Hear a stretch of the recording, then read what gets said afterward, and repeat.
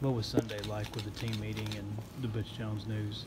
Man, it was definitely an emotional day for us as a team and as a program. But we was able to, everybody was able to give Coach Jones some big thanks before he had ended up leaving out, and we just all had a chance to let him know how much we appreciated him before he headed out in that team meeting.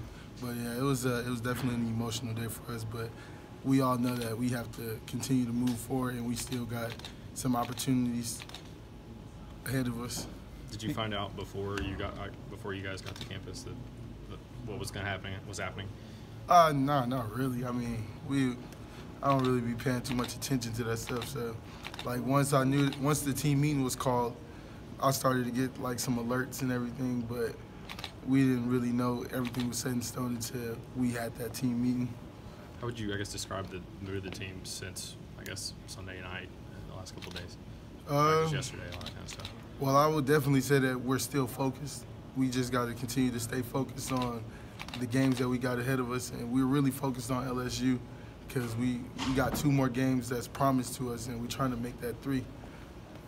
What's been different at practice? Coach Oak says he tweaked a few things. Have you noticed anything different already?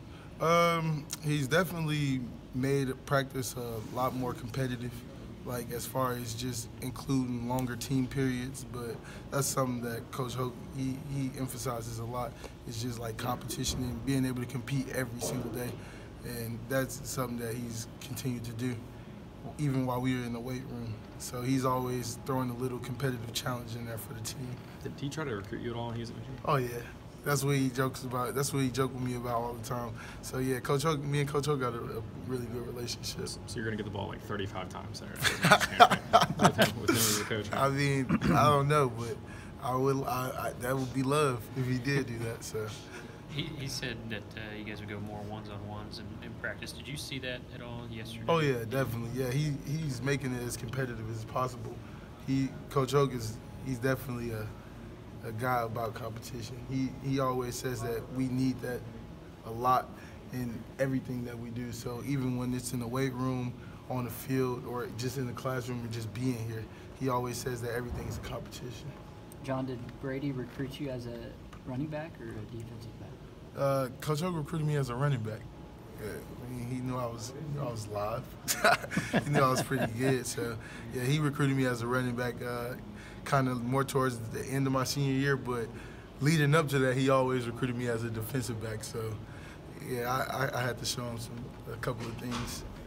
John, just going back to the last game, can you say what you said to draw that personal foul inside the 5? That you looked as surprised as anybody to see it. Oh yeah, because honestly, so what happened was one of the kids for the Missouri team, he like stepped on my hand, and I saw the ref. He told him to watch it. He's like, watch out for that. And I'm like, ref, just call the penalty. So he looked at me and he blew the whistle and threw the flag. And I'm like, all right, he called it. And then he told it was on me. I'm like, I was so surprised. I'm like, you know what, we getting some home cooking. So yeah, it's a part of the games. I wasn't even mad about it. John, what's your take on the quarterback situation entering the LSU game for you guys? I think we're going to have to go out there and protect whoever's back there at quarterback. I know Jared's been getting some good reps this week, and we just going to have to go out there and protect him. What's some of what John Curry told you guys as a team about whoever the next head coach may or may not be? One thing that Mr. Curry was stressing on us is he's open to suggestions on what the next potential coach, like what kind of characteristics he have, or he's just really open to suggestions from anybody on the team. So he gave us his contact information, and he says if we got any questions or if we got any input that we should apply to it, his decision, that we should hit him up and just let him know.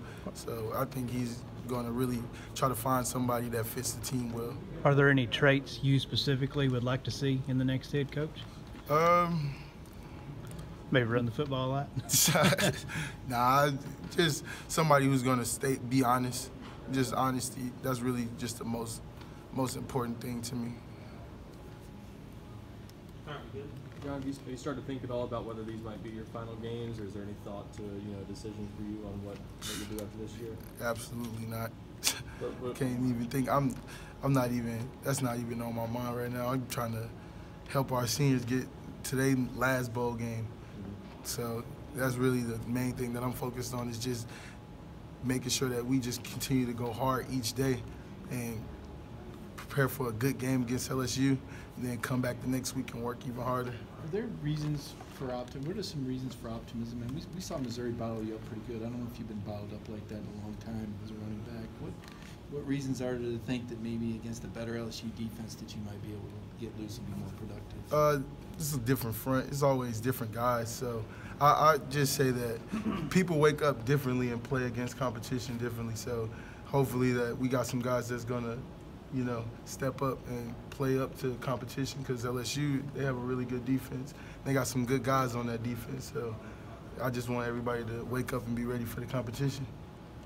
John, the shifting of the offensive line within a game, what do you think of it, how it works, and how, what does that change for you to have guys moving around like that so frequently? Well, it definitely, we got a lot of injuries up front, and we got a lot of guys that we're asking a lot from, like this late in the year, and this is some of their first chances, like actually getting out there and getting some game experience. So those guys are really putting up a great effort, as great as an effort as they can, and we just hoping that they can get better and continue to get better.